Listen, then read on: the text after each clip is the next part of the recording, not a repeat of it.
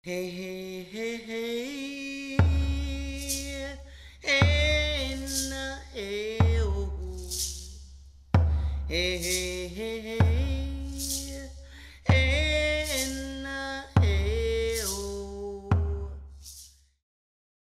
Bonjour, je suis contente de vous retrouver aujourd'hui pour parler de la 10e ère originelle à travers une thématique en particulier, celle de la peinture sur visage.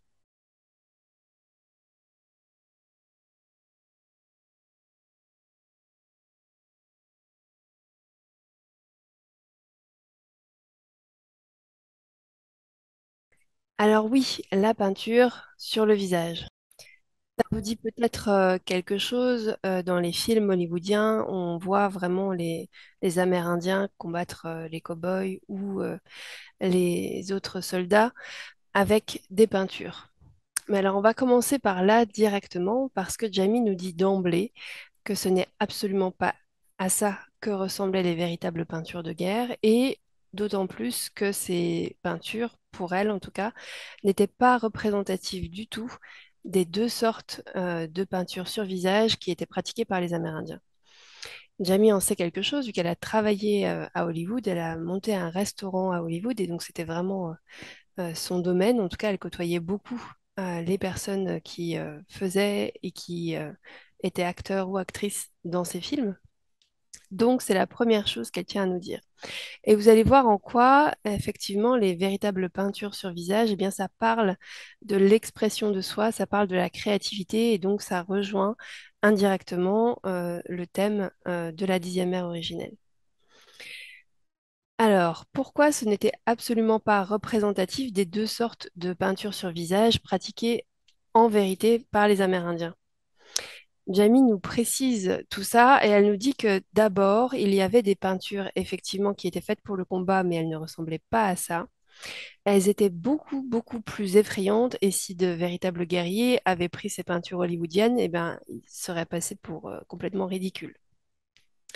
Il fallait donc effrayer véritablement l'ennemi.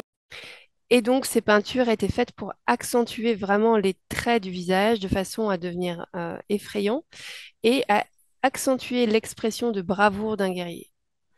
C'était absolument pas décoratif. Ça va être très utile et on verra comment par la suite. La deuxième sorte de peinture faite sur le visage, c'était des peintures cérémonielles pour les cérémonies ou des fêtes. Et donc, c'était destiné là non pas à effrayer, mais à rendre visible la beauté de l'esprit du porteur de ces peintures, donc de chacun, de la rendre visible pour la famille élargie de la tribu.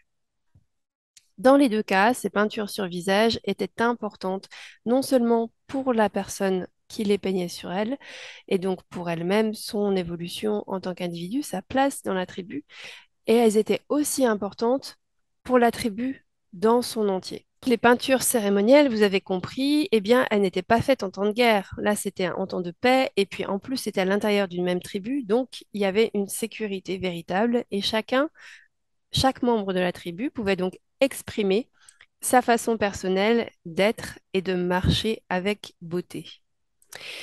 Il y avait plusieurs fonctions avec ces peintures de visage cérémonielles, certaines qui concernaient soi-même et puis d'autres qui concernaient la tribu. Alors pour soi-même, eh bien, ça servait à célébrer, à marquer l'arrivée d'un changement. On va utiliser une citation pour mieux en parler. Si un des membres de la tribu, dit Jamie, recevait une vision médecine déterminante et apportait un changement dans le chemin de vie de cette personne, alors il ou elle pouvait dès lors être connu sous un nouveau nom. Si cela se produisait, il était certain que cette nouvelle identité influerait sur la médecine de cette personne, et donc, par conséquent, qu'elle peindrait son visage différemment. Ces changements étaient célébrés par tout le monde. La découverte d'un nouveau talent, la réussite d'une épreuve visant à démontrer sa bravoure, le passage de l'âge de l'enfance à l'âge adulte ou la victoire remportée lors d'une bataille représentaient l'une des bénédictions parmi de nombreuses autres de la vie physique et que le peuple honorait donc comme telle.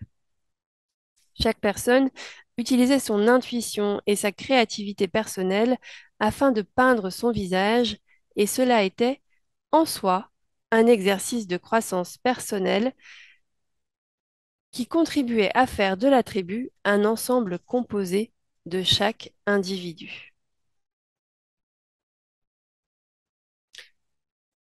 Donc vous voyez comment c'était important pour soi et comment les peintures du visage prenaient un sens et une signification importante pour un passage. C'était aussi important pour la tribu, et là c'est une autre citation qui va aussi nous permettre d'en prendre la mesure. Chaque personne est porteuse d'un héritage et détient une part des talents nécessaires à la croissance et à l'expansion de la tribu. Lorsque les visages peints sont montrés à la famille élargie de la tribu lors d'une fête ou d'une cérémonie, ces dons sont remarqués par les aînés, qui pourront ainsi faire appel aux personnes concernées en cas de besoin. Avec les peintures faites sur le visage, il n'y avait aucune place pour la vantardise, car si quelqu'un revendiquait ainsi la possession d'un talent, alors celui-ci devenait en un sens un bien commun, et il pouvait être utilisé au service de la communauté. Lorsque quelqu'un prétendait avoir des talents qu'il ne possédait pas en réalité, il était alors déshonoré et il perdait la face.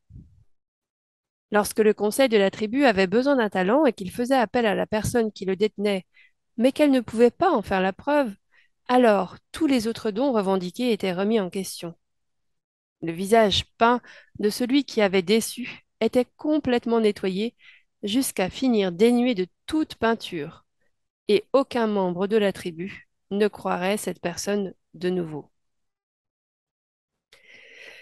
Donc vous voyez que c'était un sacré enjeu, en fait, ces peintures aussi pour la tribu et du coup pour chaque individu s'il mentait par rapport à ce qu'il rendait visible sur son visage.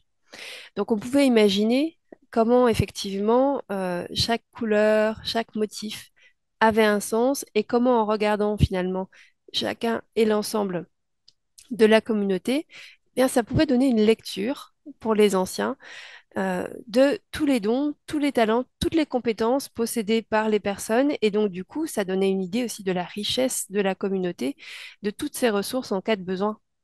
Et donc, vous voyez comment perdre la face avec cette face peinte, eh bien, c'est vraiment à prendre au pied de la lettre. Enlever la peinture et perdre la face, eh bien, c'est perdre toutes ces distinctions, toutes ces singularités qui finalement étaient apportées par les talents et les dons personnels développés par une personne. Et voilà, c'est tout pour cette carte, c'est tout pour aujourd'hui. J'espère que vous avez été heureuse d'en apprendre plus sur ces peintures. Je vous souhaite une très très belle journée et je vous dis à très bientôt.